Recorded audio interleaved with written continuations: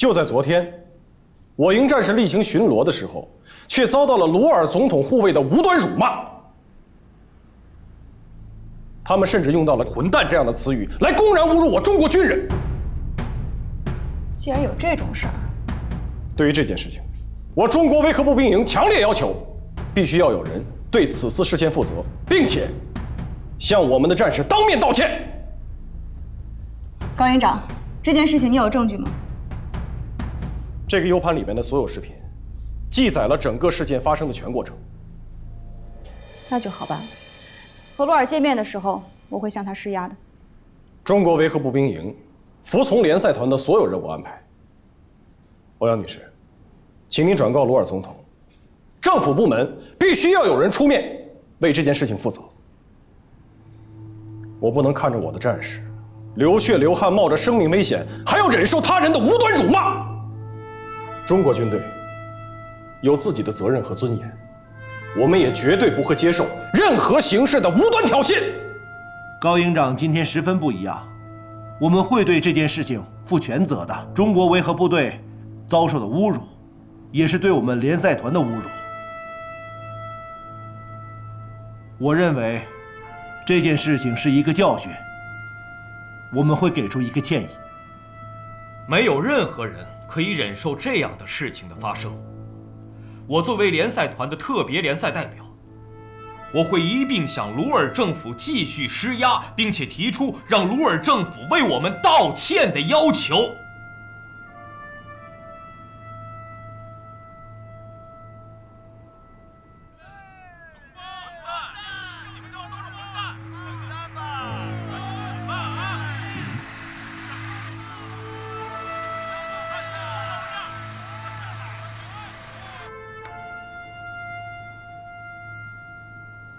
我们的战士代表联合国来维和，冒着生命的危险，就是为了捍卫塞利亚的和平。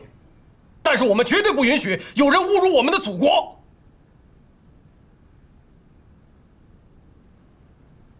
整个过程中，中国维和部队的表现很有风度，没有任何的过激行为。我会处理的。总统先生，这不仅仅是只对中国维和战士的侮辱，更是对联赛团以及全世界各个国家维和战士的侮辱。因此，此次事件事关政府对维和部队的态度，我觉得这恐怕不是私下处理就可以解决掉的事情。等我一经查实，我会让他们到中国维和部队道歉，在公众面前郑重道歉。有关维和部队加强警卫的问题，我们会等你的答复。我们会尽全力解决这件事情，放心。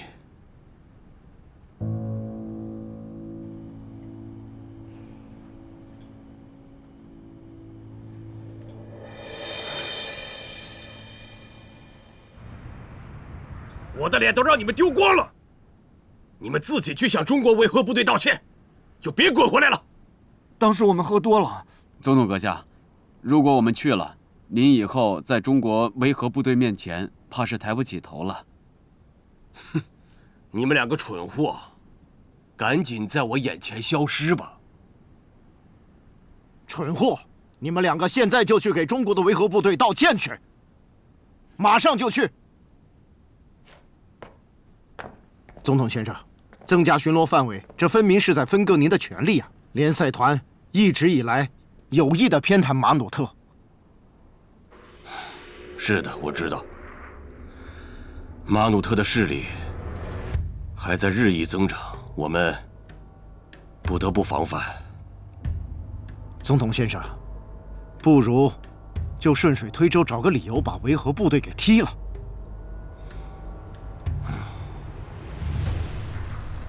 我会考虑的。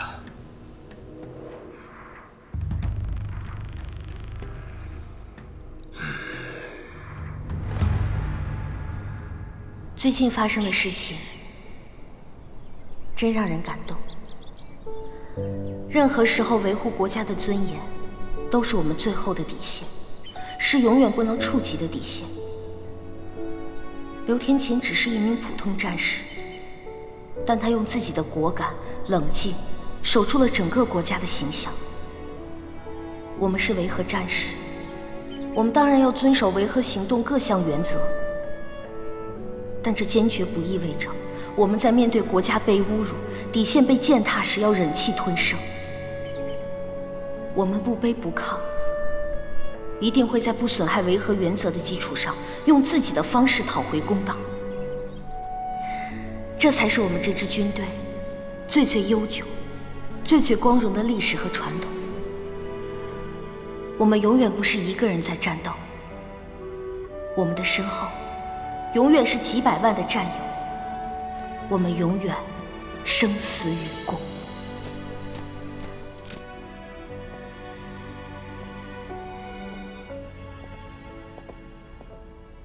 营长，您怎么来了？到饭点怎么不去吃饭去啊？烦，没胃口。大小伙子还没胃口？你这样，去趟操场，有任务给你安排。是。打起精神来。是。去吧。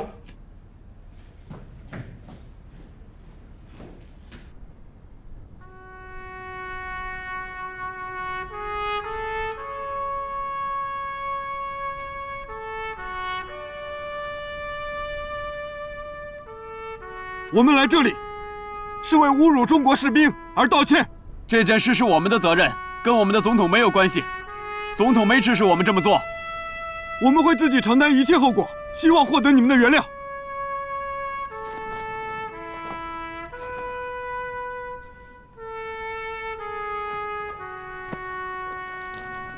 希望你们可以原谅我们。我代表中国维和部队接受你们的道歉。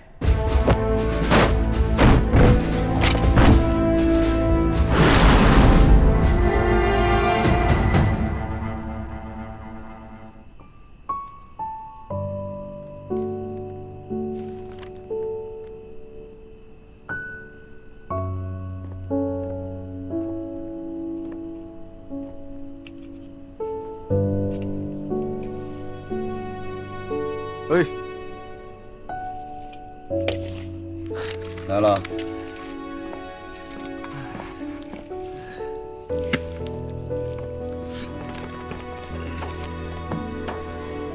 想家了？没有。想嫂子了？说什么呢？想儿子了？想儿子了。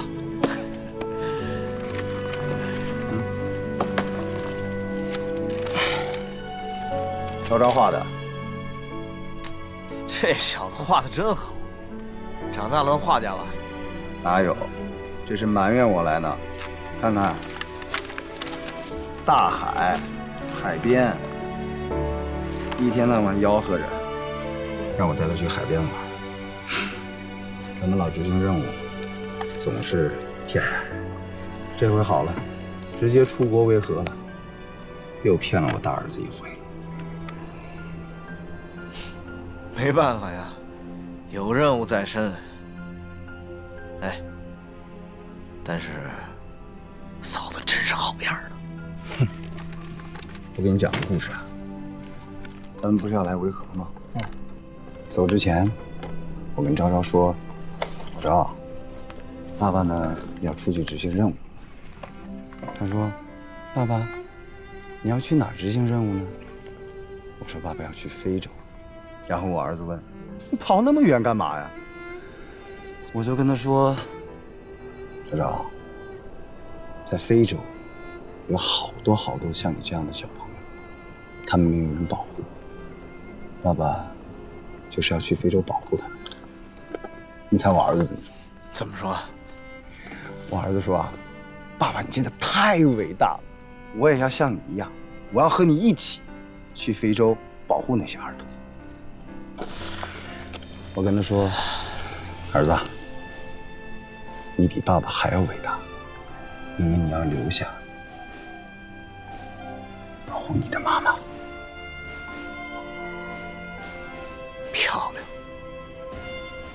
这话说的漂亮。哎呀，周周啊，像咱儿子。羡慕啊？能不羡慕吗？你也生一个呀？我没那个福气。早上呢，我连自己都保护不了，我怎么保护别人呢？那你觉得童医生，你能保护得了吗？你说什么呢？我这，你怎么回事啊？哎，是不是觉得配不上人家？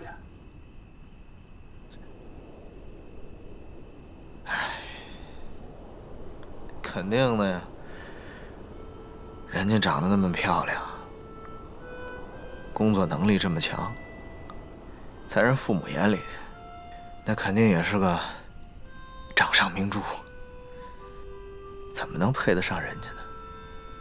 我告诉你，真正喜欢一个人，那就是从觉得配不上他开始的。不是，再说了，我兄弟啊，那只有别人配不上我兄弟的份儿，哪有我兄弟配不上别人的份儿啊？哎，以我对你的了解，你一定配得上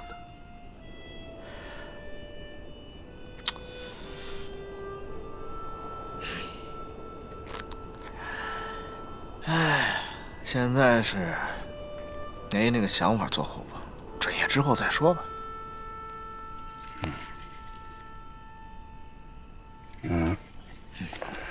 老聂啊，有个事儿呢，我一直没跟你说，是不是兄弟？有事瞒着是不是兄弟？不是，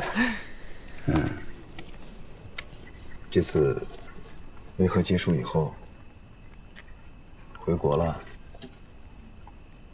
我就转业了。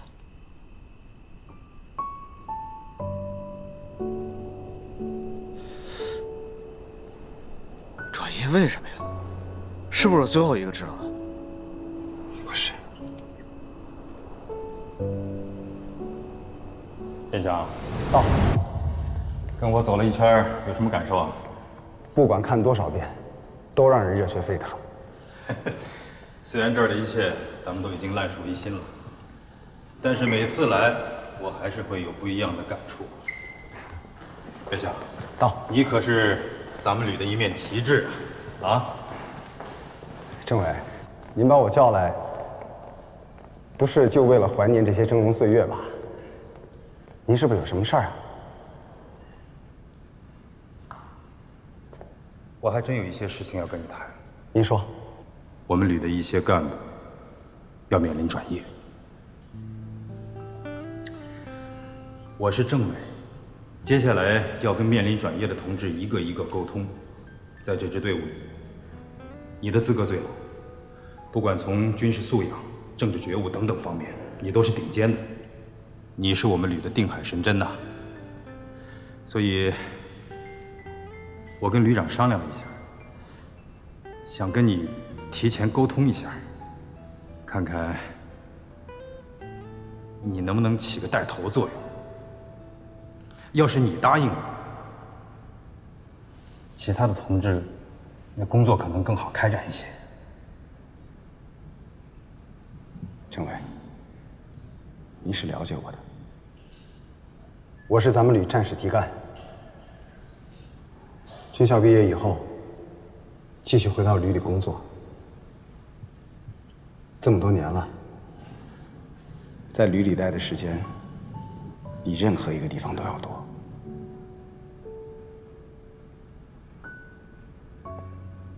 我热爱军营，我喜欢这身军装，我甚至都不知道，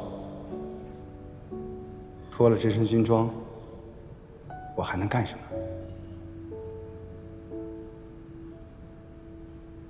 但是，我是一名军人，是一名党员。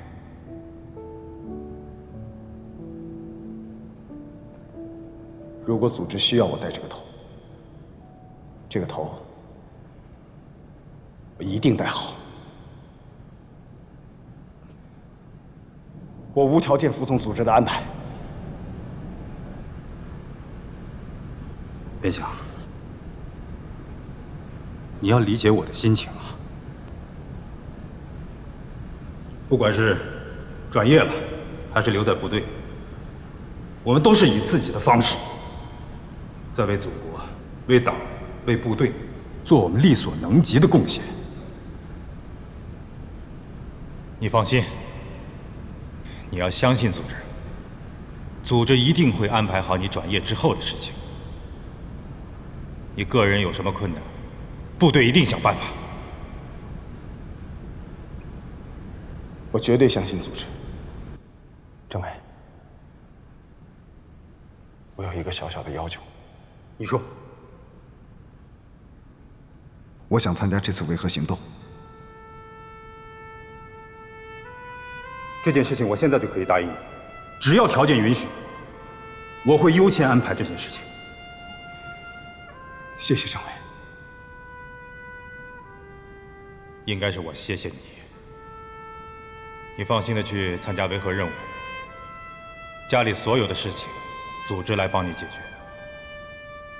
我们等着你凯旋归来。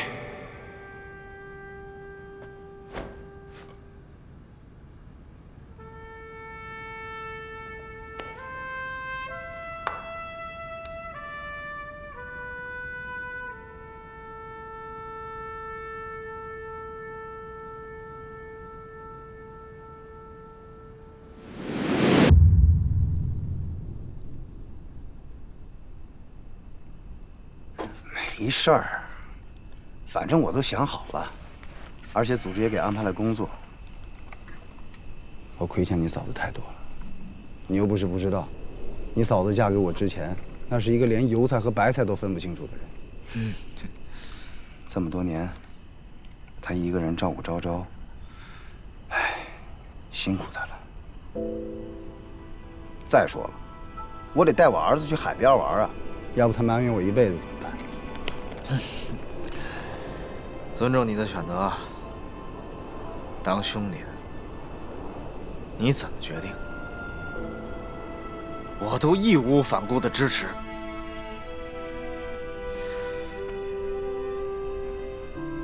真羡慕你，老边。我来塞利亚这么长时间了，部队里发的补贴，我都给存起来了。给咱儿子当奖学金。你少来这套，看不起我是不是？不是，谁看不起你了？你不拿我当兄弟是不是？哎，没这个必要。什么没这个必要？这是我的心意，是你儿子也是我儿子。以后再说吧。羡慕你啊，羡慕你这么幸福。老聂，总有一天，你也会像我这样的。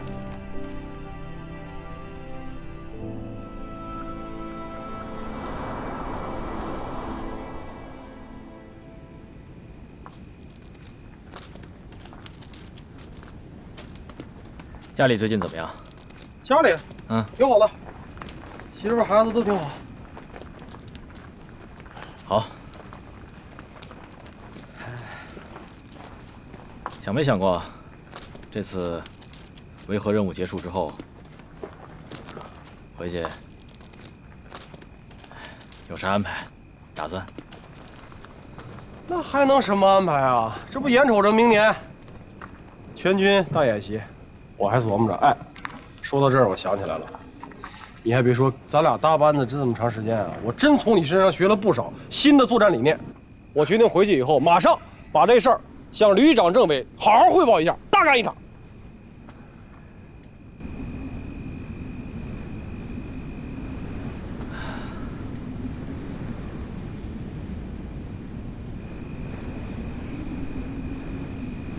啥意思啊？啊？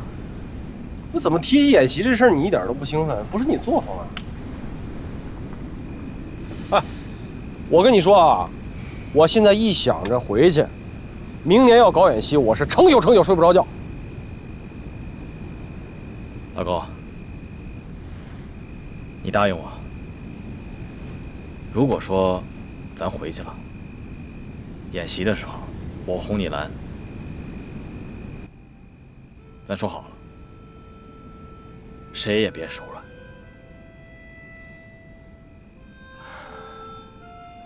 我明白你，老胡。你说这么长时间了，眼瞅着该回去了，不愿意想这事儿，你还是给提起来了。你说咱们全营这几百号的兄弟在一起摸爬滚打这么长时间，回国以后马上要各奔东西，心里边啊还真是有点不舒服。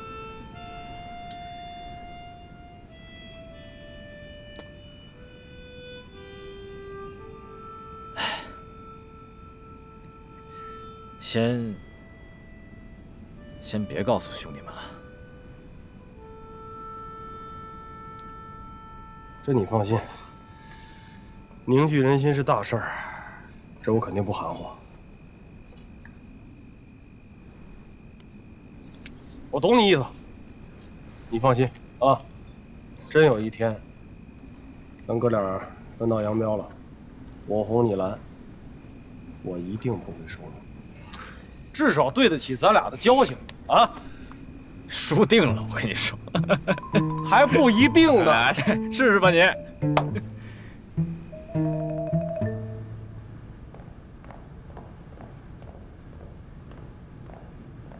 战士们情况怎么样了？尤其是那些即将参加维和行动的战士，要做好他们的工作。报告刘副司令，士气很好。不过这个消息我还没有告诉要参加维和任务的战士，我想等他们结束任务，回国之后再宣布。我现在主要担心的是你的思想上想没想通啊？我想通了。你没想通？不论想通与否，我都会坚决服从组织的命令。服从命令是服从命令，想通是想通，这是两码事儿。那您既然让我说，那我就实话实说了。我们这个旅虽然组建不到10年，但是我一直为我们这支部队感到骄傲。我们旅在全军比也不差，为什么这次又要打散？实事求是地说，能够在不到10年的时间里取得这样的成绩的部队确实不多。但是你想过没有，正是因为你们特战旅的优异，才要让你们变成无数个细胞注入到今后新组建的部队中去。你们是用特战旅的涅槃，为今后创造出更多新鲜的、优异的血液。特战旅就是种子啊，这样的种子越多越好，它们会长成参天大树，守护我们国家的疆土。只有这样，强军梦、强国梦才能实现。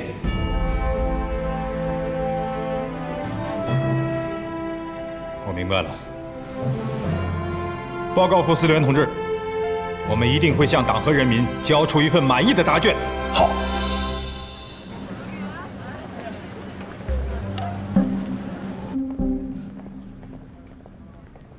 老板他们来了，进来吧，坐吧。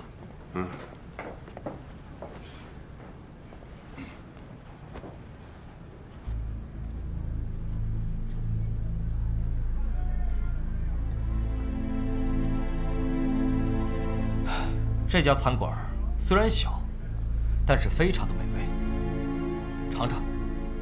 我不太明白。快点吃吧。恭喜你们，现在已经成为了全塞利亚最有名的人了。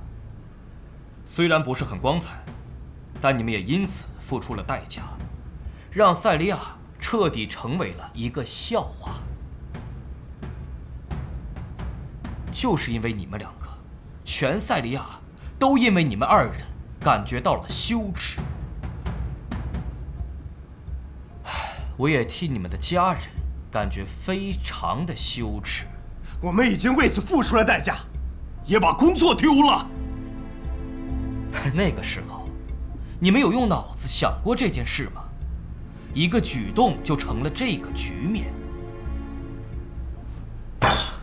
羞辱他们，你们为什么要这么做呢？我们当时喝多了。不对，我觉得这就是你们内心真实的声音。你们两个就是这么想的。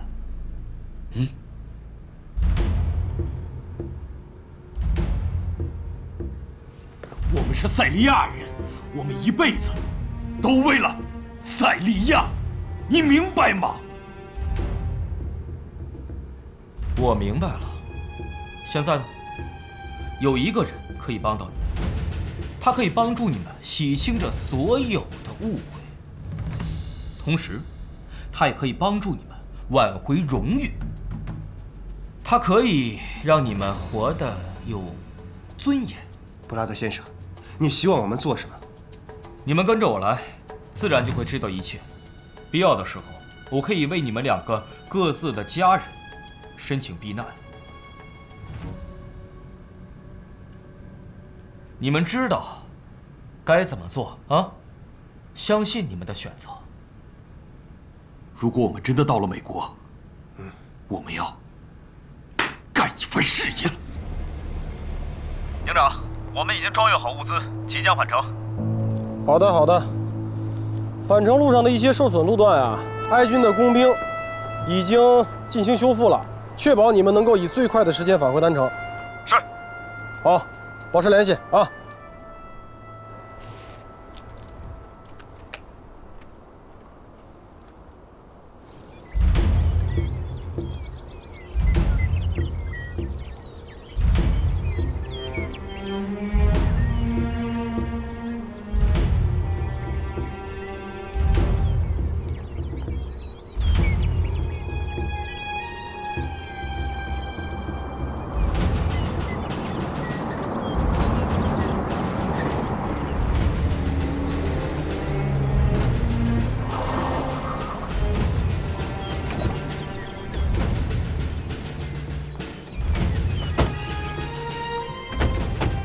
我们被袭击了，我们现在需要被救助。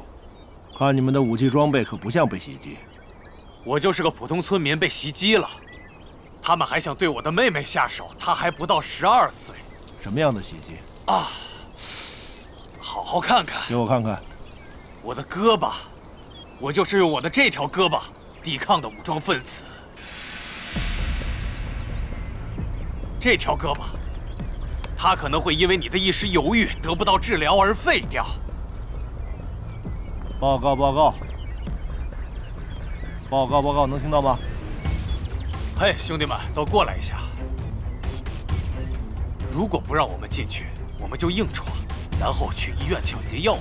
别忘了，我们有枪，拿好枪，别在这个时候退缩，知道吗？一会儿都听我的指示。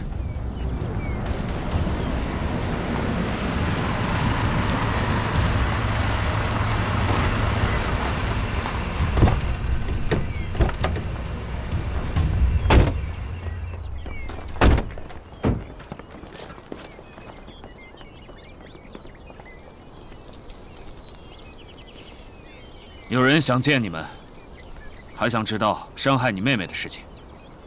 好的，医生已经在里面等着你们了，快进去吧。你们没有听错，我要你们去总统府。你们很幸运，不能带着枪到总统府，我要收缴你们的武器。带他们走，去把他们的武器收上来。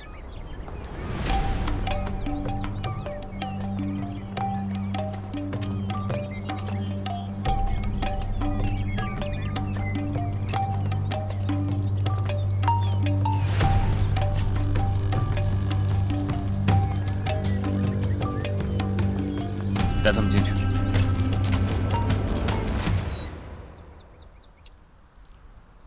哼，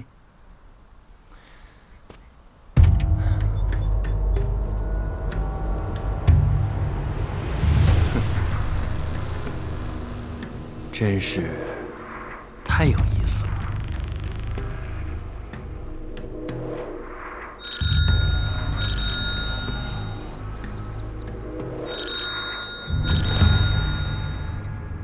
怎么了？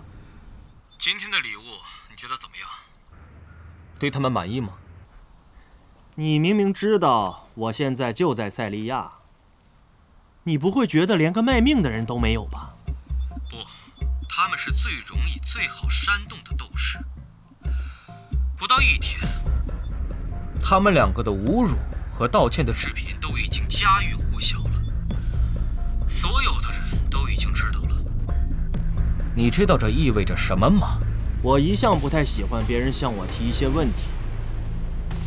他们不是别人，他们是鲁尔的护卫，他们就代表了鲁尔政府的行为，所以他们所做的一切，你懂的。用他们给中国维和部队制造麻烦，也就是鲁尔与中方的不和。鲁尔当然不愿意背下这个黑锅的。那他也可能栽赃给马努特。中国人常说鹬蚌相争，渔翁得利，所以不管他们哪一方受到了损失，那么对于我们来说，那都是最好的机会。你知道吗？我现在觉得这一切都开始变得有意思起来了。一切才刚刚开始。我希望我们可以快点解决问题。我还想回家陪孩子们过万圣节呢。你值得拥有。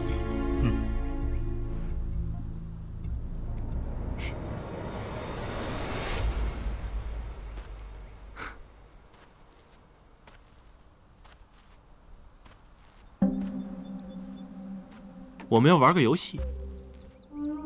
Eeny, meeny, miny,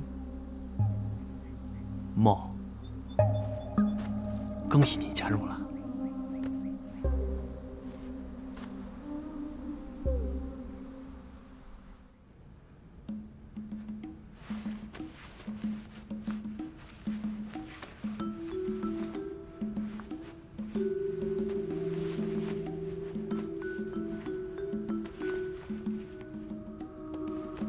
谢谢你们。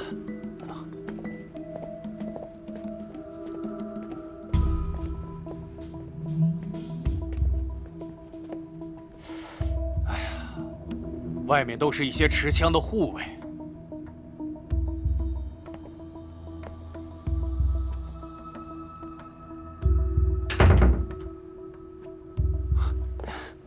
请坐。请坐。我听到一些消息，说有人伤害了你们，是这样的吗？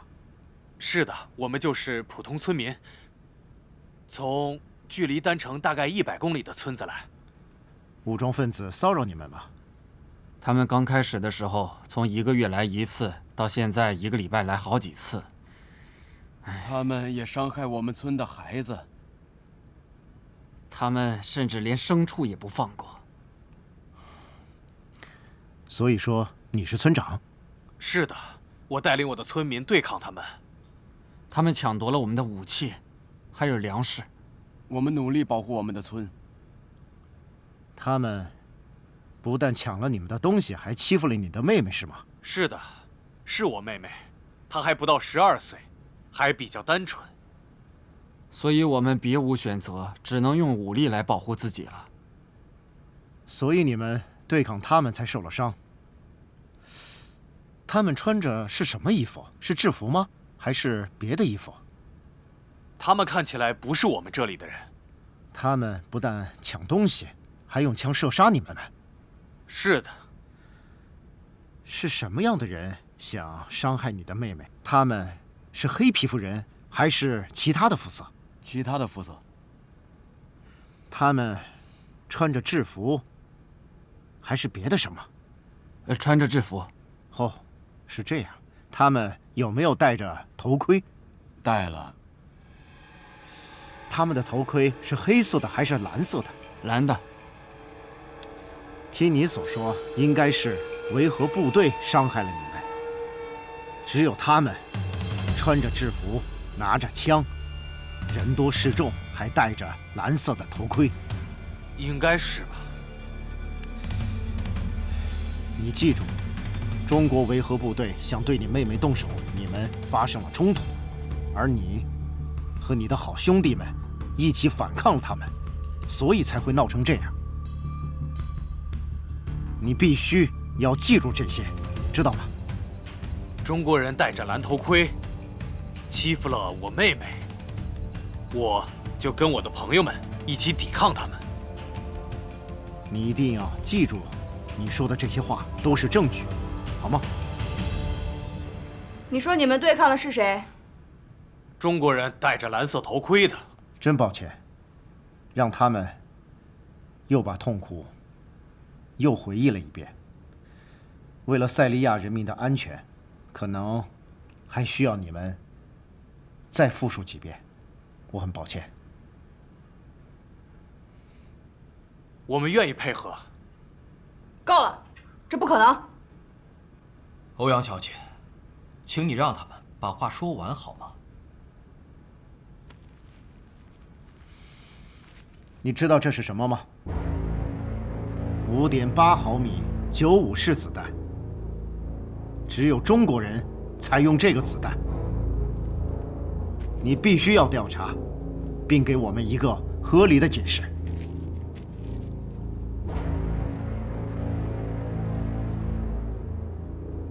我会向总统汇报这里的情况的，请尽快查明此事。我也希望查出事情真相，不要冤枉了好人，也不要放过了坏人。这件事情当然是要越快越好，你们也要照顾下对面3位，给他们食物、药物，还要给他们安排守卫，保护他们。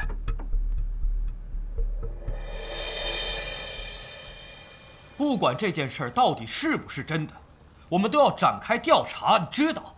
这太荒谬了，这根本就不可能，明眼人一看就知道不是真的。那我们也没有证据说他们是伪造的呀。人们只相信眼前看到的东西，事实就是这样。我们不能坐视不管，我要给高院长打电话。你现在不能打这个电话。如果这一切都是事实，都是真的，那欧阳小姐，你现在的行为就属于包庇。这怎么可能是真的？这怎么可能不是真的？丹妮小姐，请不要忘记你自己的身份，你现在是联赛团最高行政长官呢。你还知道我是联赛团的最高行政长官？你心里真的这么觉得吗？布拉德，我一直都很奇怪，为什么自从你来到塞利亚之后，这儿的局势会变得越来越复杂？我所做的每一件事情都是为了联赛团，现在的形势也变得非常的混乱，非常的复杂，黑白不分。欧阳小姐，你现在的位置非常的重要，不要只偏袒中国人，要给联赛团一个交代。我们不能污蔑了好人，也不能放过坏人。在你眼里我是这种人吗？懒政不作为。好，那样的话，我不如早点打报告辞职好了。我只想要帮助你。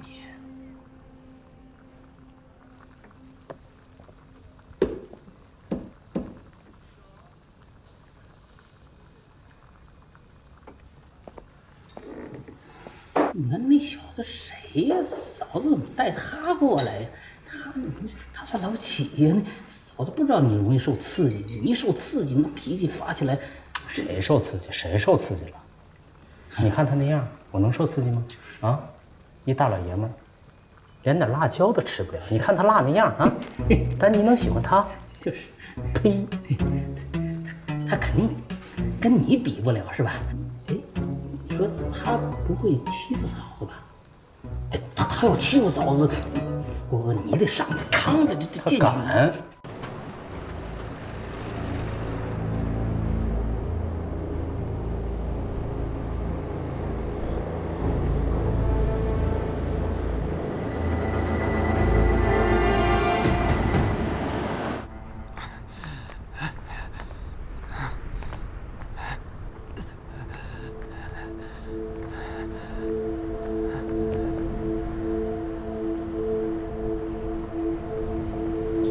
帮帮我！帮帮我！帮帮我！请你们帮帮我！帮帮我！爸爸我，爸爸我，爸爸我，爸爸我，爸爸我。不错，你们先走，我了解一下情况。爸爸我，爸爸我，你们去哪儿？你们要去哪儿？你们要去哪儿啊？丹城。我儿子在丹城，能不能带我去啊？求求你们了，求求你们，别伤害我，别伤害我。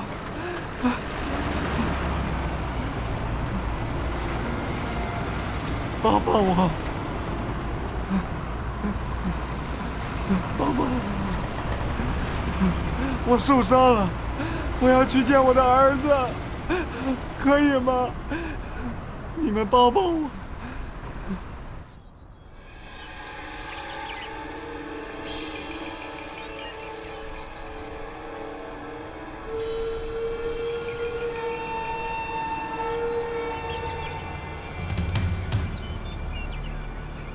好了，我想这些中国人会喜欢我给他们的惊喜的。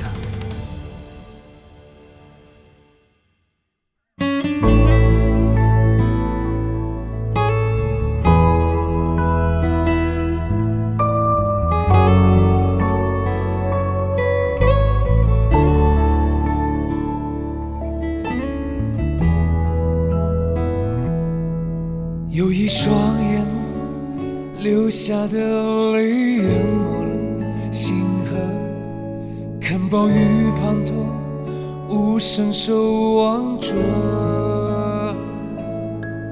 有一个地方，慌乱的人群失去着落，废墟中跌坐，无助惊恐。他们呼唤我，他们等待我，在此刻拥抱的双手。不敢沉默的我，不愿万里如云中白鸽。